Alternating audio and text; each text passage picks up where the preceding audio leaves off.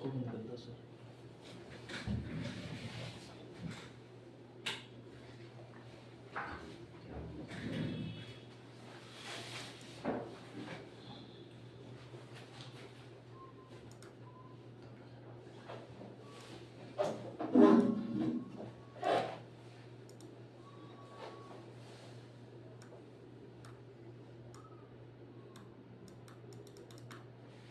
Ten thirty आप नीचे आ जाया करो या रिसेप्शन में बैठ जाया करो। जैसी क्लास ओवर होगी मैं करा दूंगा, क्योंकि क्लास में ये होता है कई बार 5-10 मिनट ऊपर चली जाती है, अब मुझे ध्यान ही नहीं कि आप आए हो भी या नहीं हो, तो पता नहीं चलता ऐसे।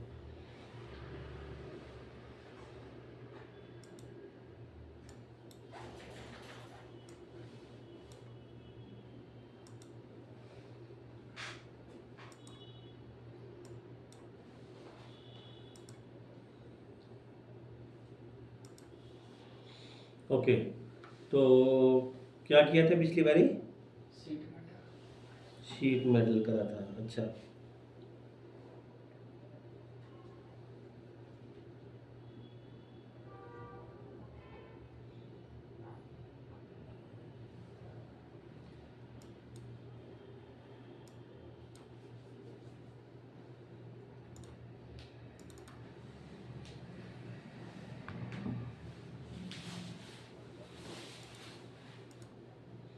मैंने आपको बताया था क्लोज या ओपन, क्लोज या ओपन कैसी भी ऑप्शन हमारी चल सकती है इसमें। अब यहाँ पे मैंने एक दोबारा से क्लोज प्रोफाइल बनाया,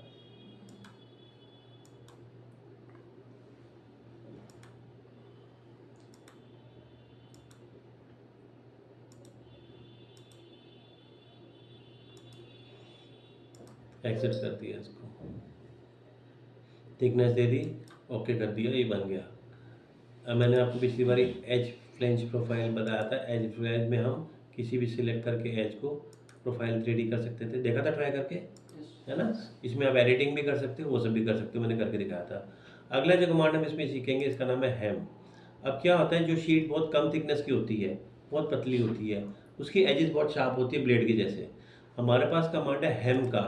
हेम कमांड जब आप देती हो तो ये आपसे कहता है अगेन सिलेक्ट करने के लिए किसी एज को, मैंने एज को सिलेक्ट करा, आपने देखा यहाँ पे हमें दिखाई दे रहा है एज हमारे पास कई अलग अलग, हेम जो है कई अलग अलग तरह का दिखा होता है। सबसे पहले जो हम हेम देख रहे हैं इसमें, इसका नाम है, ये देखिए क्लोज्ड। क्लोज में क्या होता है, ये आगे से चपटा होता है, ये जैसे फ्लैट, जैसे समझ लो कि हमने शीट को पलट के हैमरिंग कर दी तो उसका फेस आगे से राउंड हो गया, फिर ये शार्प एज नहीं रह गई, अभी किसी को नुकसान नहीं कर सकती, है ना।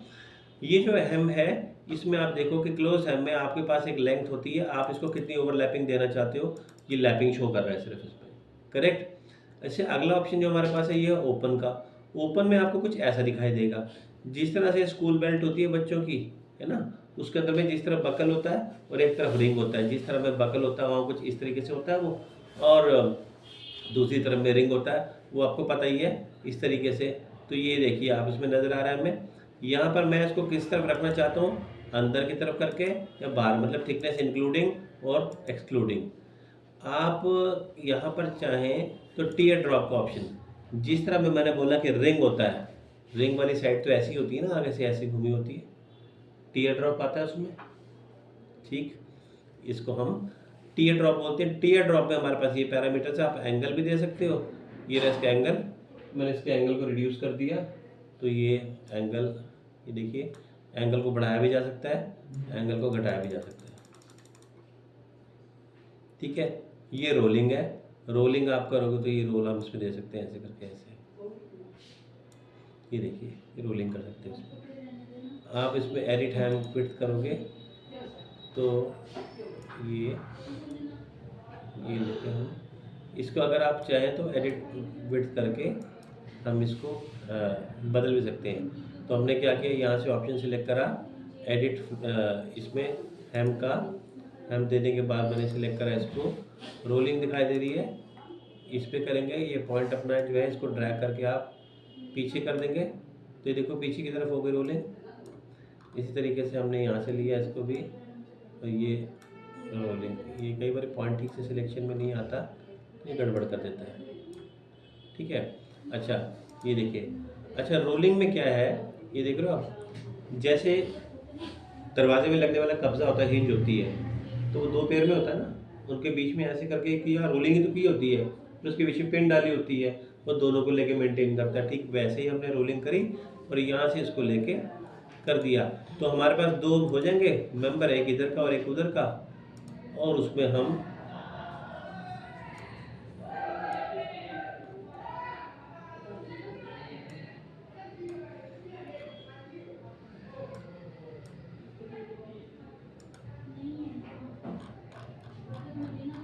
ये देखिए, ठीक है, ये था कमांड हेम का।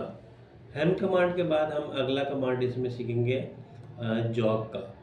जॉग से पहले स्केच पेंट बता देता हूँ। स्केच पेंट जब आप देते हो तो ये आपसे कहता है कि एक फेस सिलेक्ट करो और उस पर स्केच बनाओ। मैंने फेस सिलेक्ट करा और यहाँ पे मैंने लाइन कमांड दिया और आपने यहाँ पे एक लाइन लगा दी ऐसे करके। ऐसे आप जब भी लगाओ तो मेक श्योर होनी लाइन चाहिए, इसको दो हिस्सों में बांटना चाहिए, इनकम्प्लीट लाइन नहीं हो सकती। इसको लेके मैंने जब ओके कर दिया तो ये आपसे एग्जिट करने पे पूछेगा फिक्स्ड फेस बताओ, क्योंकि आप बैंड दे रहे हो और आपने 90 डिग्री का बैंड लिया अभी। उसने कहा फिक्स कौन सा फेस मानना चाहते हो? तुमने कहा ये वाला फेस, जहाँ ब्लैक डॉट दिखाई दे रहा है, ये फिक्स माना आपने। और एंगल जो था ये रहा, ये आपने एंगल दे दिया इसमें। तो मैंने इसको ओके करा तो देखो बैंड दिखाई दे रहा है। मैं स्केच बैंड में आपको जिस पॉइंट पे आपने लाइन लगाई थी वहाँ से बैंड मिल गया। इसको मैं ऑपोजिट कर दूँ तो दूसरी तरफ चला गया ये बैंड, ठीक है। इसी तरह से हमारे पास इसमें होता है स्केच बैंड। आप चाहे पहले लाइन लगा लो, बाद में स्केच बैंड कमांड दे दो, या स्केच बैंड कमांड देने के बाद में आप लाइन लगा लो, बात एक ही है। जॉग हमने लिया, सिलेक्ट करा इसको। जॉग में भी सेम वैसे ही है, आपको एक लाइन लगानी होगी, इसको दो हिस्सों में बांटना होगा। फ़र्क सिर्फ जॉग में ये है कि इसमें बैंड एंगल के साथ साथ ये देखो फिक्स फेस मांगा है इसमें, मैंने फिक्स फेस ही दे दिया। आपने देखा ऐसे बैंड आ गया स्पीड ब्रेकर के जैसा। तो इसमें क्या है, दो चीज़ें, एक तो ये ऑफसेट गैप, ये देख रहे हो ये ऑफसेट गैप है, इसमें एंगल भी है और ऑफसेट गैप भी है।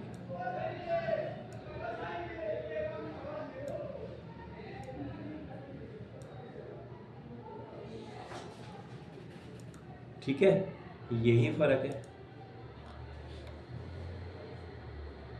तो जैसे मेडिकल डिवाइसेस की कंपनी होती है, उसमें ज़्यादातर जो है सारा एसएस का काम होता है, उसके अंदर में हम इसी का यूज़ करते हैं सारा, ठीक है। क्रॉस ब्रेक अगली ऑप्शन, हमने क्रॉस ब्रेक दिया, किसी भी फेस को सिलेक्ट करा, ये इसका फेस पे क्रॉसिंग करके इसका सेंटर निकाल देगा। वैसे अगर आप चाहो तो एडिट क्रॉस करके आप इसके पॉइंट को कहीं से कहीं लेके जा सकते हो। ये क्या कह रहा है, cannot drag because it is fixed. जब या तो पहले आप इसके रिलेशन को डिलीट करो तब कर पाओगे ना ड्रैग। ये देखो, वैसे तो उसने आपको सेंटर निकाल के दिया था, लेकिन अगर आप कहीं और लेना चाहते हो तो आप इसको इस तरह से ड्रैग भी कर सकते हो। उससे ले उसको रिलेशन से फ्री करना पड़ेगा। इसका फ़ायदा क्या है, जो मैंने कर दिया अभी क्रॉस लगाया, इसका आपको सेंटर मिल गया।